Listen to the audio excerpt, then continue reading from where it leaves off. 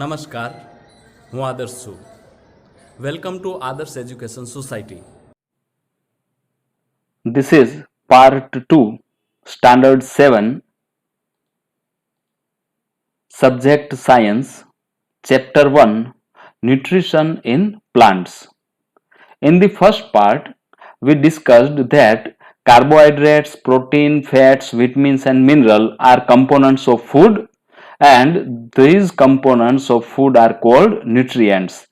Then we discussed the role of nutrients in our body.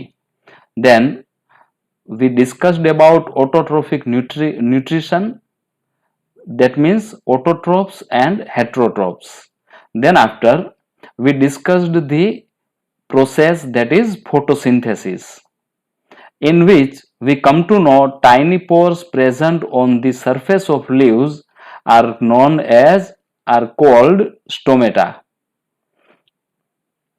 and water and minerals are transported to the leaves by the vessels which run like pipes throughout the root. That's what we discussed. Then we discussed that the leaves have a green pigment called chlorophyll, and we discussed the photosynthesis process which occur only in the sunlight. Now let's go further. Can you imagine life on Earth in the absence of photosynthesis? In the absence of photosynthesis, there would not be any food. There would not be any food. The survival of almost all living organisms directly or indirectly depends upon the food made by the plants. Besides, oxygen, which is essential for survival of all organisms, is produced during photosynthesis only. The only process through which oxygen produces, that is photosynthesis. In the absence of photosynthesis, life without would be impossible on the earth. Why? Because there will not be food and there will not be any oxygen. During photosynthesis, chlorophyll containing cells of leaves in the presence of sunlight use carbon dioxide and water to synthesize carbohydrates. The process can be represented in an equation like this: carbohydrates plus water in the presence of sunlight and chlorophyll. The product will be carbohydrate and oxygen. So this is the process of photosynthesis. Now let's see this figure. Here it is a section of a leaf in which this is a chlorophyll, these are guard cells, and these are stomata. These holes like pores are known as stomata, and this is stomata in which guard cells are there, pores, stomata openings are there, and leaf. The another figure is there which explains diagram showing photosynthesis. Here is light energy from, that is sunlight, and there is a small plant in which chlorophyll in leaf. Now water and minerals are available in the soil and carbon dioxide in the air, and it provides oxygen during the process of photosynthesis. During the process, oxygen is released. The presence of starch in leaves indicates the occurrence of photosynthesis. Starch is also a carbohydrate. Bujo has observed some plants with deep red, violet or brown leaves. He wants to know whether these leaves also carry out photosynthesis or not. Before answering this question of Bujo, let's discuss activity 1.1. Take two potted plants of the same kind. Keep one in the dark or in a black box for 72 hours. 72 hours means for 3 days, and the other in sunlight. Perform iodine test with the leaves of both the plants as you did in class 6. So what will happen? The plant in the sunlight will give the color of iodine blue black because it produces starch, but the plant we kept in the dark room for 72 hours, that is 3 days, will not give iodine test, means there will not be starch because it was not in the sunlight.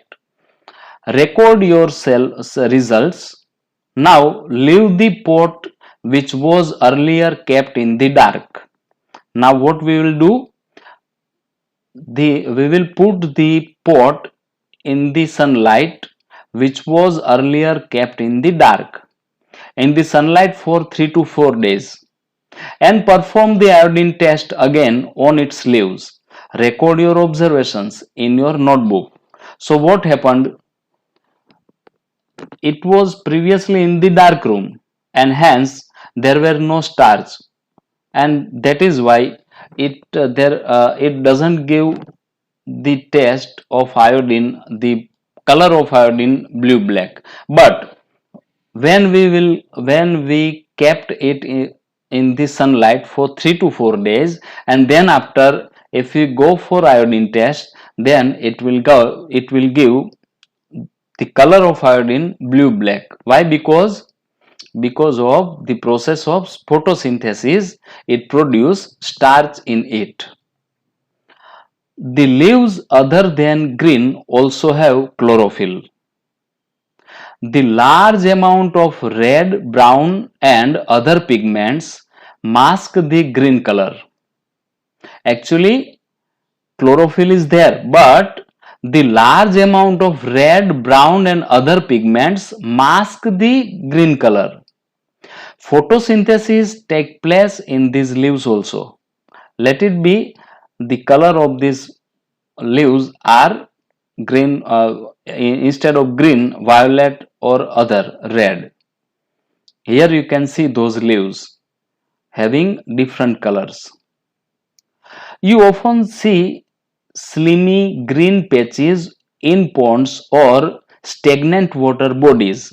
These are generally formed by the growth of organism called algae.